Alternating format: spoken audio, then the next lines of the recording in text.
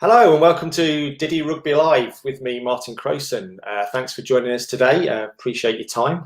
Just before we get going with today's superstar guest, I'd like to invite you to press the subscribe button to make sure that you keep up to date with everything that we're going to be doing over the next few weeks and months here on the Diddy Rugby's YouTube channel. So, over to the introduction for today. We've got a fantastic guest. We've got the Diddy Rugby League for Diddy Rugby Worcester. She also plays for Worcester Warriors Women. She also plays for England. And now she also plays for Great Britain's Sevens team for the Olympics. Welcome to Alex Matthews. Hello. There's a massive build-up, Alex. Yeah, it was a mouthful, wasn't it, getting all that? So Alex is currently back in the country, having just got back from California, where she was doing a warm-up tournament with the Great British Sevens teams. And the Olympics are due to start at the end of this month, Alex, because we're now in July. So for starters, how are you feeling? Has it all sunk in that you're going to be an Olympian yet? No, not at all. I think it's been a big, crazy few weeks, to be honest, because we found out selection. Then it was a really hard week in camp, sort of being with the girls that weren't selected.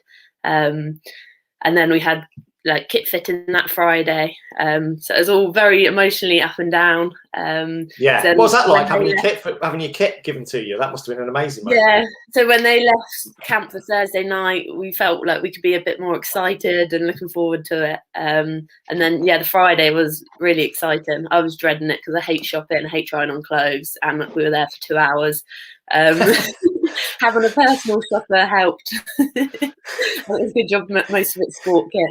And then we flew to LA the next day, so I haven't really had time to think about the Olympics much. Focusing on our first training tournament together as a squad, and now just trying to recover and get fit for training again on Monday. You say you don't like shopping, but there must have been some moments. I mean, every sports person likes stash, Alex. Come on. So what about when you got back to your hotel room with your Olympics tracksuit or t-shirt? There must have been a few moments in the mirror. No, it was pretty amazing experience. Being in the change room, trying it all on, sending pictures to the family back home. I can't believe I've got this on. But to be honest, I haven't actually been through the kit yet. It's all here behind me in the kit bag still. Wow. I haven't had time. And that's because you've had a mad couple of weeks of training in camp with the team, and then you've been out to California. Let's just go back to your first sort of days of training. A bit weird because obviously you're playing for a team you've never played for before, but there are also elements of course, it's a Great Britain team, people from the other home nations involved playing on the same team as you. What was that like?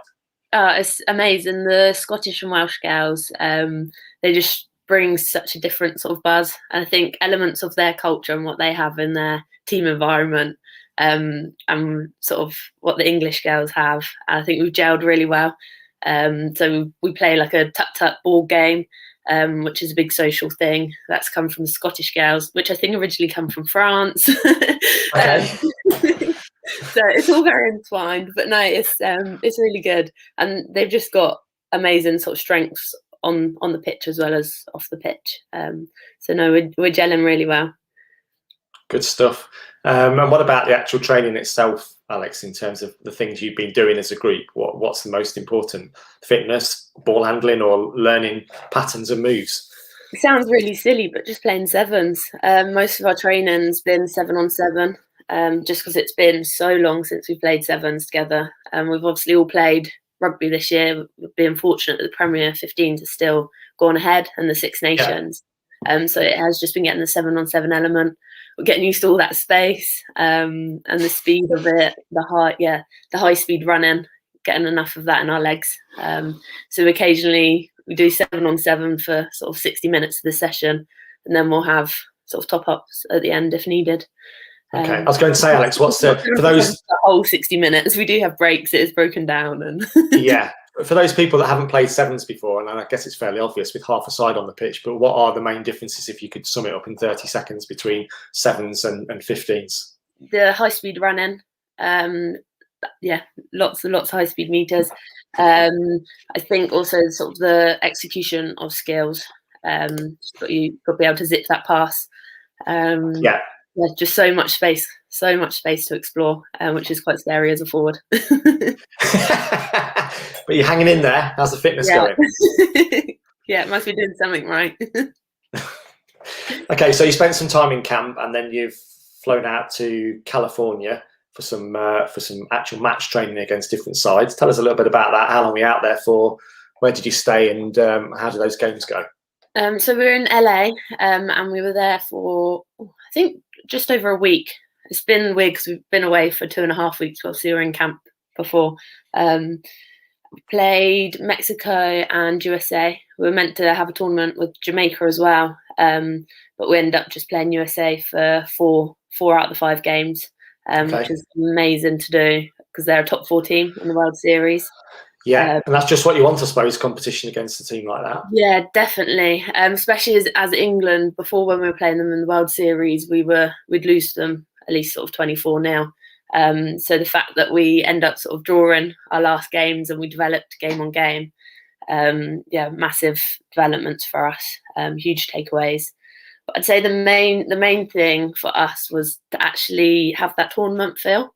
So we've played Ireland and France in sort of training tournaments over the last few months, but nothing's quite like getting the buzz and the goosebumps and sort of that nervous energy that we haven't had due to there not being any World Series. So yeah, I'd say that's the biggest takeaway, getting used to the ups and downs. I also guess, Alex, with a team that's newly put together, not only getting out and playing, but with every week that goes by, you increase your bonding. And I suppose also the understanding that is also a very big part of a sevens game, knowing who's going to do what and who should be where. Yeah, definitely. That's a huge thing. Especially with the playmakers as well. No, they're all slightly different. So one will change the tempo, they'll hold the ball and then they'll kick. One will just, bit like a nollie, she'll have her feet everywhere. So it's hard to get those lines off of them. But I think just the way we've trained with a lot of 7-on-7, I think that's helped massively. So yeah, exciting. What players should we look out for when the tournament starts? I know that's a difficult question because you probably name everybody in the squad, but just a couple of people to keep an eye on for us. Oh, that's hard. That is hard. It's hard. One for Team GB, I'd say you got Meg Jones, Helena Rowland, Holly Aitchison. They're our playmakers. They're the ones that sort of make everything happen, bring the flair. But I'd say Helena Rowland, her work ethic's unreal. I'd say her from us really. And then you've got Jazz Joyce on the edge that you can chuck her a ball on your 5-meter line and she'll run the pitch and score. So we've got a few exciting players. Okay, so what's the plan at the moment then? Because the tournament's at the end of this month, isn't it? Am I right in saying that the women's tournament's July 29th to 31st? Yeah, last weekend of March. When do you fly out, and what's your time going to be spent doing now? So we fly out on the 17th of July. So we've got home training this week because we're currently in isolation due to being in LA. And then we go back into camp on the Monday, got a week training together, and then we fly out the next week. So not long at all. Wow. Okay. And where's your camp when you get there? Do you know? In Todoroki Stadium. That's where we're based at for the holding camp. Okay. And then we're there for a week before we're allowed into the village. Right. And when you're there, you are allowed to mix with other people, are you, or is it very much a bubble? No, I think it's going to be very much a bubble. Face masks sort of at all times, unless you're in your bedroom, pretty much. So it's going to be an unusual experience, but I know they're working hard at keeping everyone safe. But at least it looks like it's going ahead, Alex, because there were times certainly 3 or 4 weeks ago when I was watching the news and the media stories rolling in where there really did look a big question mark over the whole tournament, didn't there? Yeah, well, to be honest, I've sort of kept away from it. Just got a plan and train so I've been sort of avoiding all the news. My dad would send me something and I'd just ignore it. I'm not looking at that side of it. Just let me concentrate on what I'm doing, and if that happens, it happens, and we deal with it then. Okay. Have you ever been out that neck of the woods, out to Japan before? Been to Okinawa for sort of a tournament a couple of years ago now. But yeah, no, that's it. And again, we didn't get to see much of Japan when we were there. So yeah. What's the situation with, I And I've had like friends go to Japan, and everyone says, do you like sushi? And you'll have to get used to eating sushi 24/7. I imagine that's not the case. But what happens it made me think, what will you be eating? And do you guys get a chef flown out for you, or do you get to give them, what's cooked in the village for you? How does it work when you get there? I've heard a lot about the food court at the Olympics. That's the big thing everyone talks about. Just a massive hall with all these different, not restaurants, little food places you can go get food. I've heard there's usually unlimited McDonald's down one end as well. So I think everyone goes wild on the last night there. I'm not sure you should be saying that, Alex, on this. Cut there for a moment. I think Digi players want to get there. Just but I don't know how it's going to work with limited people, limited athletes in the food court, and things like that. So it's all, I guess, find out nearer the time, really. I guess so, yeah. Exciting times. Good stuff. Yeah. Let's rewind a few months and go back to the domestic season. You've played with the Worcester Warriors this season, and then had a fantastic end to the season with England women. Worcester season, Alex, how do you look back and see how that went? It makes me smile. I think we made such great progress. So one of the girls at my first ever meeting, she said our goal for the year was to not lose at home by more than 4 tries, and for us to then put it close to Saracens and sort of lose the games in the last 20 minutes. I think is huge credit to sort of the staff and the players and where we've come. And I think it's a really exciting sort of base to develop from here.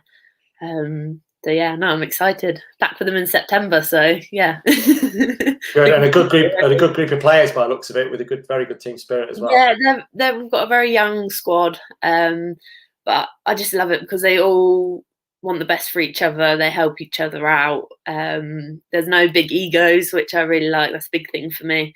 They're great girls. And domestically, the season was fantastic as well, wasn't it? And the semi-finals were fantastic spectacles, with a brilliant final as well. So the women's game is in good shape in this country, isn't it?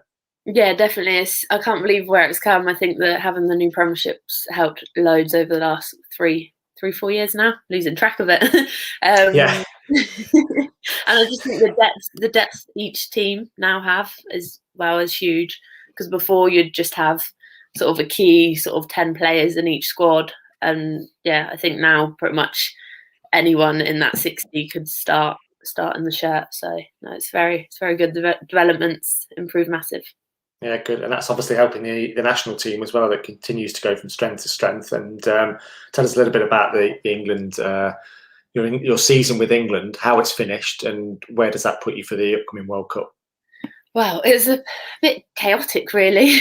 I think having sevens at the back of my mind, sort of knowing the programme was going to start in, was it March time, leading into the Olympics, and then still being involved in the Six Nations. It's quite a lot, really, because we were at England camp Monday to Wednesday, then you'd go to Worcester Thursday, Friday, play at the weekend. It was quite non-stop. You're on a cycle pretty much. There was no real switch off or downtime. Have you ever gone up for a line out and thought a call was a Worcester call and it's actually an England call?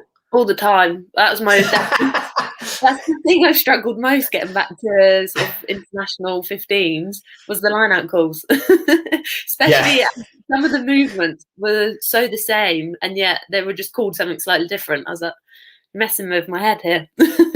Okay, but the country's in good shape at the end of the Six Nations, and presumably will be in good shape going into the World Cup as well, which is going to be another amazing test.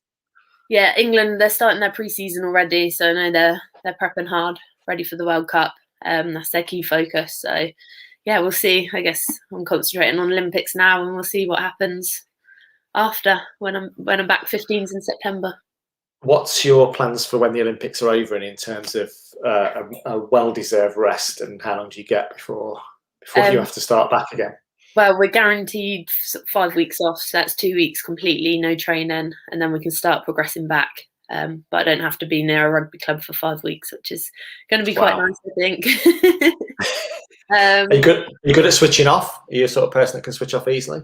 Yeah, so normally I'll be off in my camper van, off exploring places. So in that sense, yeah, I'm very good. I'm not sure what's going to happen this year, just with, I think every campsite's fully booked at the moment, so not sure what Yeah, I'll be up to. Everyone's gone wild for all the camping gear, haven't they, during lockdown? yeah. So we'll see what happens when I get back, really. So there's a good chance some our viewers might see you in a lay-by on the M1 or something at some stage. Hopefully not. Give you a wave. I'll be off by a lake or something instead, not the M1. Obviously, you can't be with your Diddy Rugby teammates and family and friends and coaches during this time. How dare you go away from them to be an Olympian? But have you had any good wishes and best wishes from the guys back home? Yeah, so it's been really hard because obviously a lot of them I haven't been able to get that relationship. I'm just sort of a lady behind a laptop at the moment who does all the admin.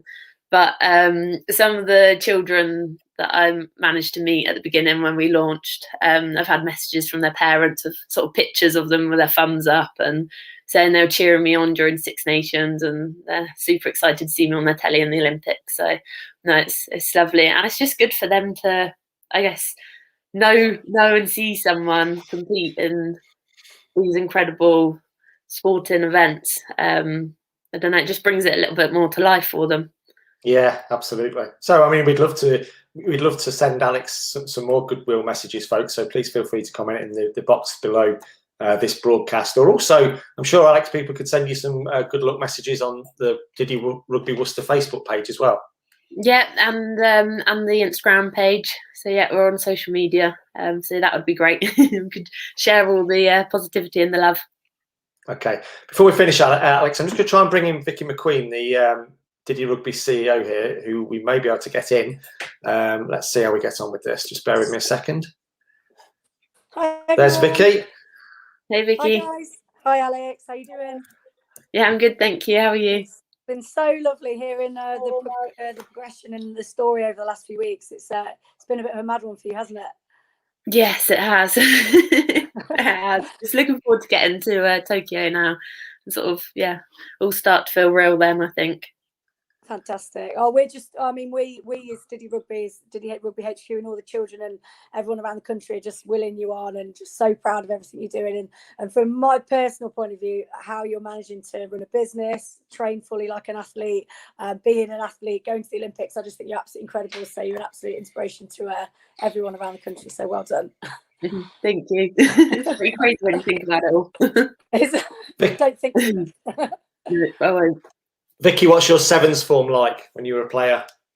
Oh, it feels like a long time ago now, but yeah, England sevens was amazing. I was probably in that first era of the 2009 World Cup was the first World Cup that England attended in Dubai. I actually missed out on selection, so it's a bit of a sore point with me. But I was around for that squad, and yeah, like Alex was alluding to earlier, the difference in fitness.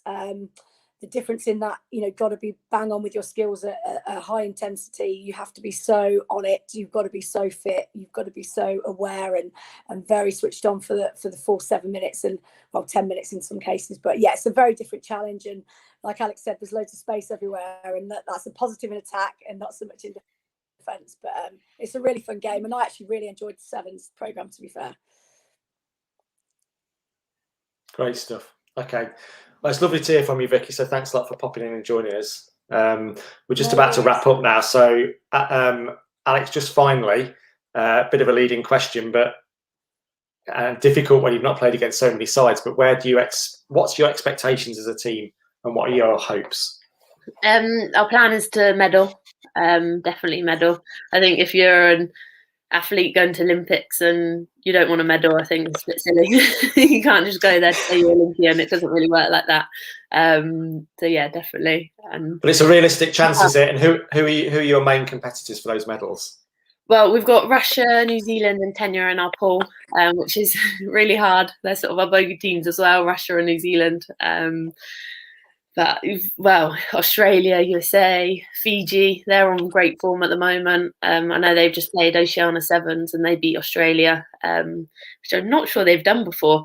So, yeah, no, it's going to be exciting, very exciting. Okay, brilliant. Well, we all wish you all the best, and we'll be following your journey on Diddy Rugby. We'll also hope to maybe catch up again with you before the tournament begins, so please stay tuned to that. And if you want to find out first of when those things are happening, follow Diddy Rugby on our socials, which is Twitter, Facebook and Instagram. We're on www.diddyrugby.com. We're also on YouTube, obviously, so please hit that subscribe button, and the little bell will give you an indication as to whenever future broadcasts are coming up. If you have any questions to ask Alex, please feel free to pop them in the comments box below, and before Alex flies out to Japan, we'll do our best to endeavour to answer those for you, so please feel free to pop them down below now. And that just leaves me, Martin Crowson, to say thank you very much to our guest Vicky McQueen. Thanks for popping in, Vicky. And Alex Matthews, thanks so much for joining us today, Alex, and for giving up some of your time to talk to us. Take care, and we'll catch up again soon. Perfect. Thank you. Bye. Thank you. Bye-bye. Bye.